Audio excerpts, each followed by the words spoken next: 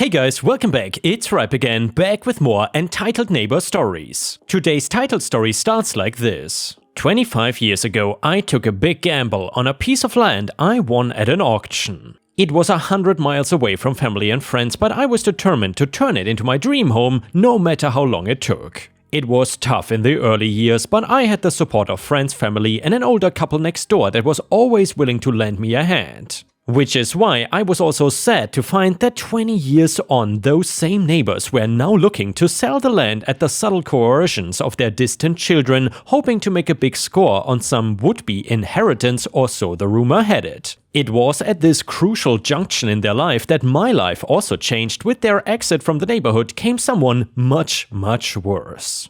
On a pleasant Sunday morning in spring, a moving van idled next door as they collected the last pieces of their life, carefully wrapping and boxing their precious moments and sorting them onto the vehicle like a big Tetris puzzle. I picked up a box and joined the queue towards the door while the owners went through their checklist, confirming nothing was lost. At the end, they stumbled nervously outside and met me with a knowing nod. With a firm handshake or a warm hug, we said our goodbyes, and bitten by curiosity, I asked about who bought their house. So, these new neighbors, are we gonna get along? And I was met by a shared nervous glance, hesitated with, "Oh yes, lovely people they are. I'm sure you will." I don't know why they paused, but I didn't want to press them about it. I'd have to deal with that issue another day.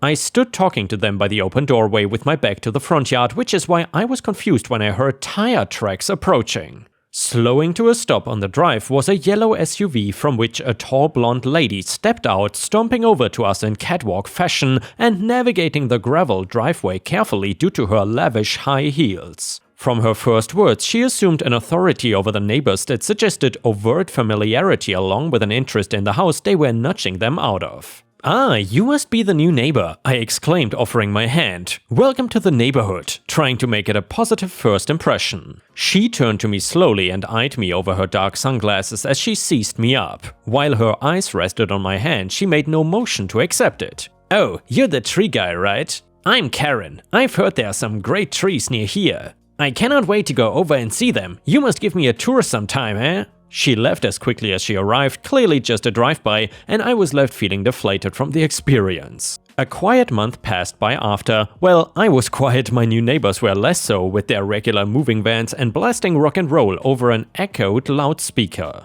I did my best to overlook it and prayed it was just a transitional phase, hoping the lady would get more reasonable when settled. I knew that I was wrong the minute I spotted her in my backyard, gawking at the closer details of my large orchard of 12 sandalwood trees. What ticked me off more than her touristic approach was the fact that she had to hop over a knee-high fence to get to it, meaning she knowingly trespassed on my property just for this. Karen made no indication that she heard me approach as I stepped down the tiled path to the end of my property, only later saying, "Beautiful, aren't they?" when I got closer despite never turning her head to regard me properly. I nodded slowly. "Yeah, look, I need to go out soon, so could you—" Karen butted in to interrupt me as her mind was seemingly blown with an idea. "Oh my god, you know what we should do? People would totally pay money to see these. It's like a totally awesome touristy thing." She now turned to look at me and I stared back at her with a blank expression. Did this woman really think that that would be a good idea? And what the hell did she mean by "we" with my trees? I opened my mouth to reply, but she continued her rant, appearing more like a monologue I was present for than her talking to me personally. "I'm not too fond of visitors. I like my privacy out here, you see? Not exactly a big parking lot either here for the masses." I joked, but she found nothing about my humorous words, turning to me in disgust. "What do you mean? You don't like money, old man? Look, your yard can fit a few cars, okay? That's just bull, okay?" She was now really starting to get on my nerves. Taking the chance for a little revenge, I interrupted her this time, a sentiment she surprisingly hated despite being something she also did. "Look, I'm gonna have to just ask you to leave now. I'm quite busy, you see." She glared at me for a few seconds of tense silence before trotting over the fence and leaving. Just as I thought she was out of range, I heard one last retort that she seemed to be muttering aloud to herself. "The old buzzard wouldn't know what way is how. How does he know where his land ends and mine starts?" Which I questioned but heard nothing after. The rest of the week I spent on edge, only occasionally being set off by the sound of their car passing by my driveway or a loud conversation around their house that somehow carried all throughout the area. Following a bad night's sleep due to the humidity, my body told me to sleep on Saturday morning, woken sometime later by a car horn that felt like the car was in the room. Jumping out of bed, my eyes scanned the room as my mind slowly tried to wake itself up. From other noises, I moved to the window and threw back the drapes, finding a fleet of cars parked in a row across my front yard, trampling a flower bed with deep scarring tire tracks. A steady stream of strangers motioned from their cars around the side to my backyard, where at the edge of my house stood my neighbor Karen, ushering and waving on people through. She had dragged over a small deck chair and folding table on top of which had a sign reading, "Sandalwood Grill Party $1 entry." She took no notice of my disapproval of her scheme the last time she was here, so typically she decided to carry it out without me on my own property. She was making money off of my trees. Moving downstairs, I could now hear a jumble of camera clicks and the excited chatter of 100 conversations all blended together into a horrible noise. "Hey, get away from there!" I shouted from my porch, but only the closest heads turned to listen before carrying on in the queue to the supposed attraction. Pushing through to the trees, I finally managed to get the crowd's attention by standing on a nearby bench, screaming, "You are all trespassing! Get off my lawn or I'll call the police!" That at least seemed to get their attention, with some now hesitating between myself and Karen, who stood glaring at me. "That's it! You can explain this to the cops!" I yelled as I moved back to the house, intercepting Karen before she could sneak away and get lost in the crowd. Grabbing her wrist to prevent her escaping into the crowd, she turned back and looked horrified, like she now realized her actions had consequences. "You invite people into my yard? To see my trees and you charge them for it?" She wrestled her hand from my grip and squared up to me. "You cannot own a tree, man. Anyway, who's to say that that land is really yours?" she said, smirking. "I got my attorney to look into it, and it turns out those 12 beautiful moneymakers are part of my property that you stole when you first moved in." I bet that old couple knew but was too scared to say anything. But well, not me. "I'm taking back what's mine, you will see." She began to step away and I moved to grab her again. This time she swatted my hand away and raised her fist before deciding to walk away back towards the safety of her house. I followed slowly after her, continuing my speech. "If I see you here again, it will be the police for you, lady. This land is mine and always has been." By the time I had finished dealing with Karen, the tourists she had scammed were quickly scuttling away as well in a nightmare of traffic that only further destroyed my front lawn, but no one stayed any longer to apologize. After yesterday, it was abundantly clear that my neighbor Karen, if left to her own devices, would turn my yard into a hotspot for her own profits, ruining my trees and my peace in the process. I had no concrete way to keep out someone that openly trespassed numerous times, but as added deterrence, drew plans for a weekend of hard work in the sun. At the end of the long week, I made a long drive out to the nearest hardware store, stuffing my car full of planks, tools and equipment. The next morning, I gathered my materials and the instruction booklet in setting up my new security system. Replacing my old fences with a new range of tall and sturdy planks that stood upright and gleamed in the sun, for added effect I shaved the ends into points to hopefully hammer home the message that this was not the entrance of an inviting public park. And for those occasions my message was not clear enough. I rigged a CCTV camera to my house directed over the whole of my backyard. Karen is not going to do so much as sneeze in my backyard without me knowing it. I took a leisurely drive the next morning on my way to the nearest supermarket. Just because I needed supplies did not mean I could not enjoy the ride, especially as it was always a long trip.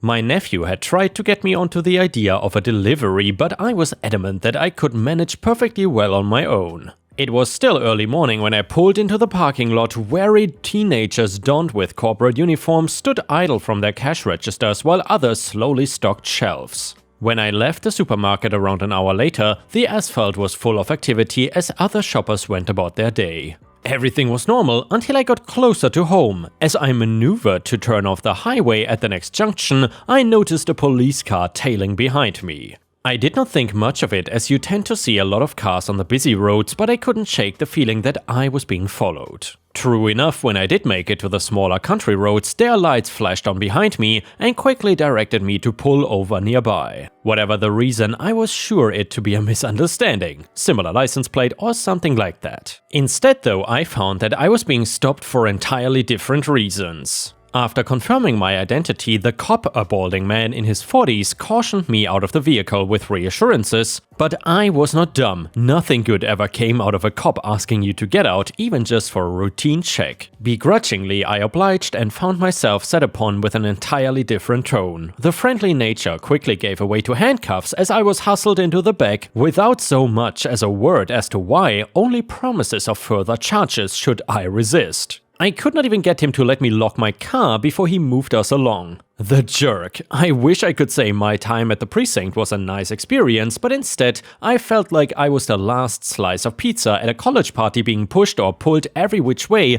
as I was signed on an express tour through the building. After fingerprints and my photo shoot, I was directed to a small grey interrogation place where I sat watching the minutes tick by and struggled silence until 2 officers came in quietly a while later. Giving me the TV typical good cop bad cop routine, they explained I was held up on charges of disorderly conduct, trespass and assault from a reliable, anonymous source. I had nothing to hide, so I waived my rights to an attorney and fought my corner. To my surprise, they began to question the events of the tourist attraction a few days ago, what time I got there, who I saw, what I was doing, etc. I was there because I lived there, officer, I said. You should ask my neighbor, because she was the one trespassing. They exchanged a look and one pulled out a document from his folder, sliding over a deed across the table. According to the land deeds, the end of the yard is officially her property, sir. We are just following up on eyewitness reports that you trespassed on the party, caused a scene and assaulted the owner. I argued further, but I could tell it was futile in the end and stopped trying. I was released sometime around 4 o'clock the next morning when I was jolted awake by firm hands lifting me from the cell floor and dragging me out until I started walking for myself.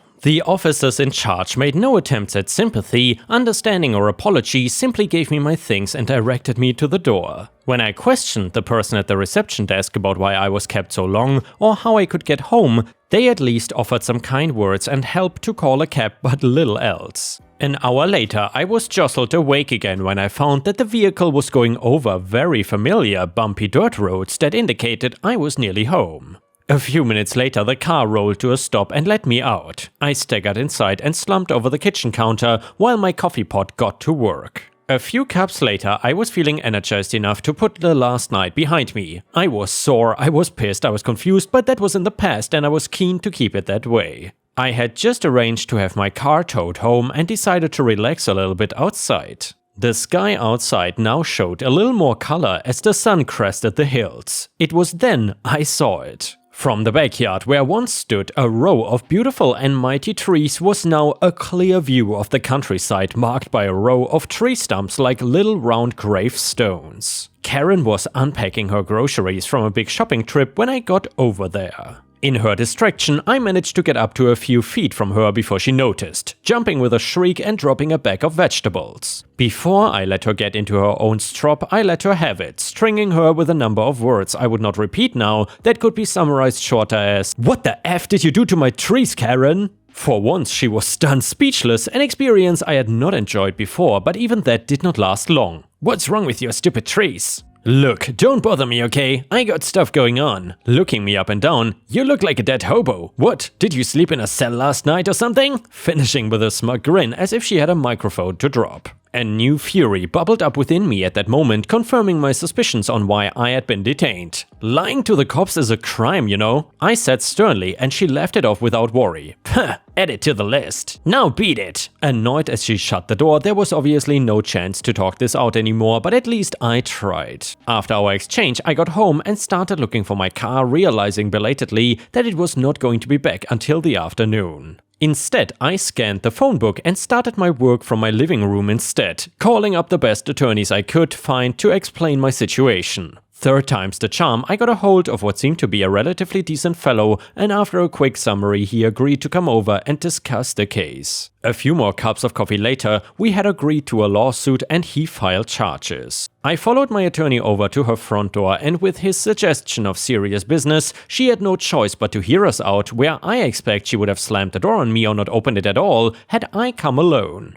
Karen listened as my attorney explained the problem with the trees. Something by her blank and emotionless expression suggested that she has no interest or sympathy for, "Look, I don't give a damn about those trees anymore. They are yours, remember?" "It's your problem, so get the F off my porch," before promptly slamming the door. I gave my attorney the "told you so" look, and we wandered home after slipping the lawsuit letter under her door. She was welcome to ignore or rip it up, but it wouldn't look good for her in court if she did, so I secretly hoped she did. The trial was short-lived. We got over our initial nervousness very quickly when my CCTV footage put her at the scene of the crime, overseeing the act itself. I got a name from the footage of a local company, A&J Landscaping, who after realizing the severity of the issue, not wanting to be sued themselves, were happy to throw Karen under the bus and give us their testimonials. They were even so helpful as to point us to the back of her yard where she had ordered them to dump and supposedly hide the trees for later. As if she did not expect anyone to actually go looking for them. After the remains of my trees were discovered, I hired a local arborist, tree expert in town, to value them in court. The expert estimated they were worth at least $250,000, so effectively, Karen had destroyed $250,000 worth of my property. Following the result of the trial, I was overwhelmed with joy, finally being rid of the stress built up over months of conflict and guerrilla warfare with this lady, but now it was all finally over. For her crimes, she was fined a grand total of $250K and left broke. It quickly came to light that along with her harassment, she falsified the land deeds and used personal connections to the local police force to rattle me. Those officers were later suspended pending review. According to the news, she was made bankrupt from this case and even fired from her job, who was trying to distance themselves from her. She made no attempt to talk to me again after this, and I was glad for it. Better to have no neighbors than bad ones, I thought. Her family kept living next door and I did see them occasionally, but the bridge between us was never rebuilt. No friendship could be made while we both remembered the fight recently finished. With the lump sum I was awarded, I renovated my yard a little bit, as well as making the tough decision to dig up the stumps from the fallen trees before they started to rot. Deliberating on how best to make use of the space next, I came to the same conclusion as when I bought the place, which is planting a new row of sandalwood trees. And yeah, Ripe Stars, I'm curious, if your neighbor was as entitled as this stupid Karen and claimed that your trees belong to her, what would you have done if you were in OP's shoes? Please let me know in the comments, because I am very curious about what you would have done. The next one is titled, I Ruined Someone's Career.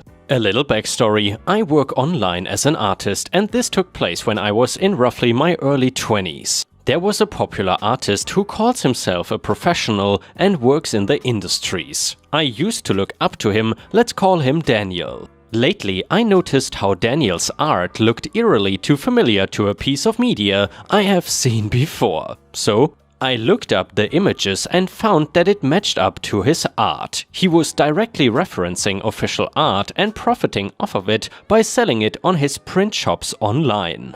He did not make any effort to make the reference detaches from the original piece. I confronted him about it, sending a detailed message not to do that and the possible consequences. I have seen artists in real life who are sued over $100,000 and to the extent in jail for doing what he did. Instead of being professional and mature about it, he lashed out at me and took it to social media, telling me how I was wrong to falsely accuse him since artists use references and how I could get sued for libel. I was dumbfounded at how clueless he was, not comprehending what I was talking about. He included my username, which my blogs had links to my contacts, my emails, Facebook page, art accounts and Instagram. His fans, including his group of friends, joined in, sending me downright horrific messages to me.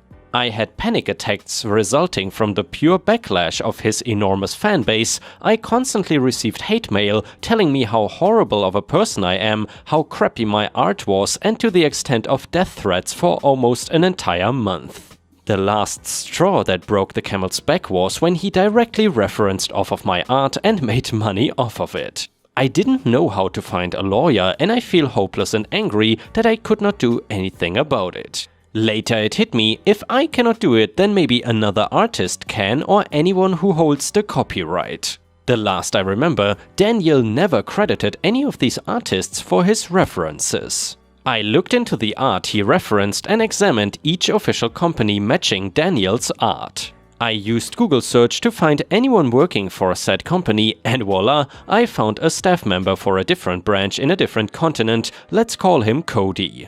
I contacted Cody's Facebook and tipped him about Daniel's activity through Messenger. I uploaded and sent a copy of their art and Daniel's art for comparison. Cody just simply replied, "We'll contact our legal team. Thanks for the notice." Another week passes by, and during the time he constantly posts to every damn thing I post about in my art blog. And then there was silence. I checked his print shop, which was removed. His response to my message was taken down from his social media. He stops talking to his friends publicly. Days later, a fan was asking about him, and he responded how he is no longer friends with them because they are very toxic hypocrites. One of his former group of friends contacted my friend and cried about how awful of a bully he was, and of course, my friend did not care. It was the most glorifying feeling I have ever rejoiced. This would have been avoided if he at least heeded my warnings. How he handled the situation was not professional at all. About 5 years later, I had been informed that apparently he has a tough time getting back into the industry after there were allegations of his past copyright infringement. The biggest one was having a lawsuit with the big company Cody worked for. And with this, we have reached the end of the video. However, if you cannot get enough of my content, please check out my endless playlist, where you can find thousands of hours of content. In addition, please don't forget to subscribe to my channel to not miss any of my daily uploads. Thank you so much in advance, and I hope to see you again tomorrow.